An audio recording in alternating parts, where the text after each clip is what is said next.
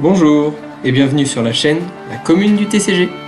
Surtout n'oubliez pas, à la fin de la vidéo, si celle-ci vous a plu, mettez vos meilleurs commentaires, pouces bleus et abonnement. Merci et bonne vidéo à tous. Amis des cartes, bonjour. On se retrouve aujourd'hui pour une nouvelle vidéo dans laquelle je vais vous présenter la decklist d'un deck qui me paraît fort en Common Charity depuis peu, à savoir Salamangreande. En effet, je dis depuis peu parce qu'il y a eu du support en Common Charity pour Salamangreande qui est sorti récemment, l'année dernière, puis cette année, en 2024. Et aujourd'hui, je pense que le deck est assez fort. Alors attention, comme il n'y a pas de tournoi, il n'y a pas de méta officiel en Common Charity, donc gardez à l'esprit que tout est jouable. Si vous voulez jouer un deck Bateau Sushi ou Graine Majou, c'est tout à fait possible, et vous pourrez gagner avec. Et je pense que Salamangreande est fort dans ce format et très sympa à jouer. Comme il n'y a pas de tournoi, je ne vais pas vous présenter de side deck. Et sachez que vous pouvez y mettre de nombreuses cartes qui sont disponibles en commune, des kaiju comme Kumongoose, des DRNM, des Raigeki, ou des N-Trap comme Ash, Veiler, Imperl, Droll ou Ghostop, si vous ne les avez pas déjà mis en main deck. Donc beaucoup de choses sont possibles, à vous de vous amuser à construire votre side deck. Commençons tout de suite avec Salamangreande. Il faut savoir que le deck est devenu très fort, fort après la réédition de cartes en commune en août 2023 dans Legendary Duelist Soul Burning Volcano, c'est-à-dire LD10. Ainsi, le Common Charity a gagné des cartes pour le deck Salamangreande comme Gazelle, Roule Boule, Étal au Mirage ou Cercle Salamangreande, qui donnent évidemment pas mal de consistance au deck. Plus récemment, dans les OTS Pack 24, OP24, il y a la carte Saignette Minage qui a été rééditée en commune, ce qui bénéficie évidemment au deck Salamangreande. Le deck a aussi gagné Salamangreande Almirage qui a été édité encore plus récemment en commune dans l'extension Bataille de Légende chapitre 1. Le deck aurait évidemment préféré avoir Phalanx, mais faute de mieux on a Almirage. Pour ceux qui ne sont pas familiers avec l'archétype Salamangreande, il faut savoir que c'est un archétype qui contient des monstres cyberses, feu, et qui vise surtout à invoquer des monstres depuis l'extra deck, notamment des monstres liens. Les monstres Salamangreande de l'extra deck gagnent un effet supplémentaire lorsqu'ils sont réincarnés, c'est-à-dire lorsqu'ils sont invoqués avec un monstre du même nom comme matériel. Le deck joue également beaucoup avec le cimetière. En effet, certaines cartes vont pouvoir revenir depuis le cimetière dans la main ou sur le terrain. Voici la decklist que je vous propose. Tout d'abord, l'extra deck. On joue un Almirage parce que c'est notre seul lien, un Salamangreande.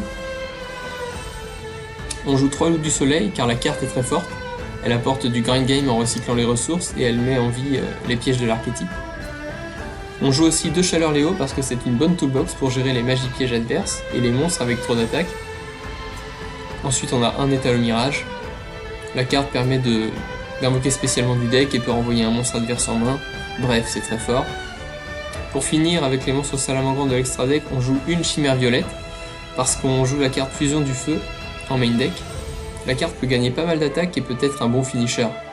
En plus, la Fusion du Feu peut utiliser un monstre lien adverse et ou Salamangreande du terrain, donc c'est fort, en second ou dans le match miroir. Ensuite, on a la petite Chimère de la Paresse et l'Administrateur de Flamme. Ces cartes ne sont pas obligatoires, mais donnent un boost d'attaque pour passer un board à la battle, c'est plutôt sympa.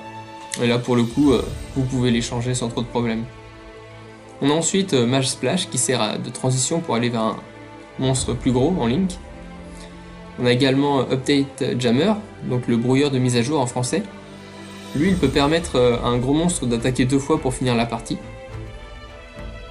Je joue également en extra deck l'épéiste Briscoder. Il est là parce qu'il a une bonne attaque, il est facile à invoquer, il suffit d'avoir 2 monstres à effet, on peut donc l'invoquer avec le monstre qu'on a volé de l'adversaire, avec le Dragon Charge Borel par exemple. Ce même Dragon Charge Borel, eh bien on le joue, parce qu'il est très fort et permet de voler des monstres adverses sans cibler, en plus d'avoir 3000 d'attaque. Enfin, on joue un Refaiseur des voleurs de temps, une Uxis 4 générique pour ses effets intéressants et sa récursivité. Concernant le main deck maintenant, on joue 3 Saignette Minage et 3 Cercles pour accéder à nos monstres. On joue aussi 3 Pots des Désirs pour le card advantage, et parce que ça ne nous dérange pas de bannir 10 cartes. La seule one-off qu'on joue c'est la Fusion du Feu et on peut jouer sans. Ensuite on va avoir un Falco, une Volaille et un Jaguar pour la toolbox. On va jouer 3 renards, 3 roule boules car ce sont nos meilleurs starters puisqu'on peut les normal summon et faire almirage avec. Ce qui évidemment proc l'effet de gazelle par exemple. On joue également 3 gazelles parce que c'est un extender potentiel et elle nous permet d'accéder à nos magies pièges salamandrandes en les envoyant au cimetière. On joue aussi 3 volontés de la salamandrande qui nous sert d'extender et qui est très fort au grind. Et comme on ne joue pas le terrain, ça nous fait une cible pour reborn renard du cimetière. J'ai fait le choix d'avoir une decklist plutôt contrôle en jouant 3 fois rage et 3 fois rugissement, donc les pièges de l'archétype, parce que je pense que Salamandrande a un très bon grind dans ce format et qu'il veut aller au late game. Ensuite, on a la monofusion du feu pour faire chimère violette et utiliser potentiellement les monstres adverses. Pour finir, j'ai décidé de jouer 9 Entrap, à savoir 3 H, 3 Veiler et 3 Imperm. C'est toujours dans l'optique de contrôler la partie, limiter les actions de l'adversaire pour pas se faire submerger à son premier tour de jeu. La force de ce deck, comme il spamme facilement des monstres sur le terrain, c'est de pouvoir clore rapidement la partie une fois qu'il a épuisé les ressources adverses avec la chimère violette ou le dragon charge borel. C'est un deck très sympa à jouer et qui possède beaucoup de lignes de play différentes en fonction de ce qu'on veut jouer.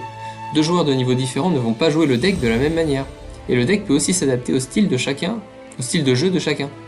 On peut par exemple jouer moins de entrap et de pièges et privilégier les extenders pour tenter d'OTK.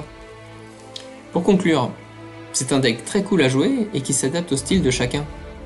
On peut vraiment exprimer son niveau et son style de jeu. C'est ce qui rend le deck Salamandrande si agréable à jouer à mon avis.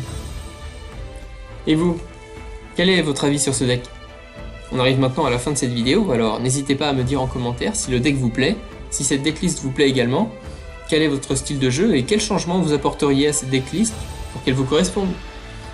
Et enfin, n'oubliez pas, pouce bleu, commentaire, abonnement, et à bientôt pour une nouvelle vidéo de la commune du TCG. Au revoir.